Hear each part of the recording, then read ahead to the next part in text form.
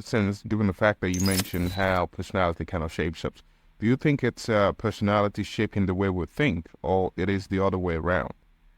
Wow, yes. So the standard line here is that personality is the causal, the driving force behind, say, thinking styles and affective display, affective Right. biases, and all these things. Right.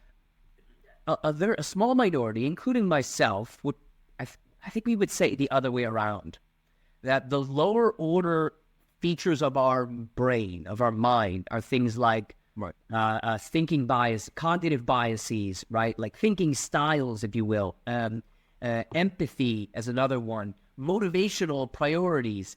These are the things that are the basic units that recombine to give us what we call personality. Because if you think a little bit more about what we measure with personality, we ultimately are just measuring something we could call a behavioral syndrome, which is a repeated pattern of behavior.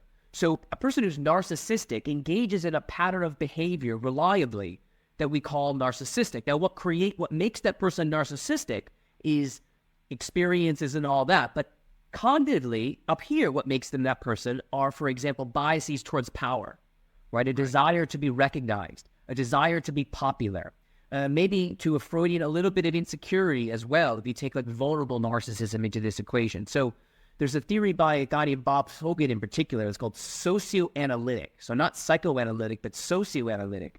And we've done some of his colleagues and I have done some research showing that, for example, the traits like narcissism, psychopathy, and Machiavellianism are linked by, for example, perceptual biases of the world.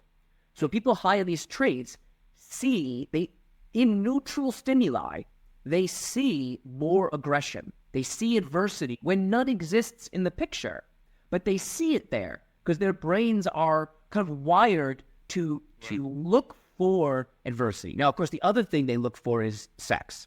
So the motivating, the kind of perceptual biases in these people are mating opportunities and adversity opportunities. And those translate then into the larger display we call of psychopathy, but also then the lower order downstream things that we associate with psychopathy, right? The aggression that we associate with psychopathy, the promiscuity we associate with psychopathy, the callousness we associate with psychopathy.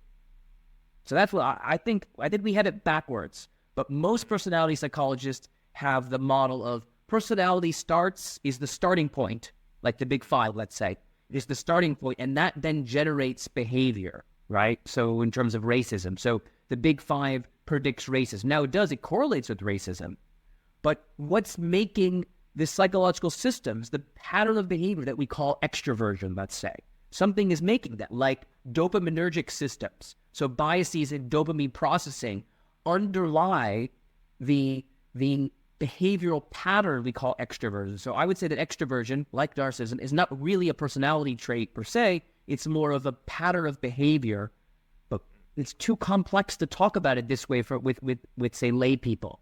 It's just, yeah, psychopathy is a personality trait. It's just easy, right? But conceptually, it matters because the causal order is what's in contention here.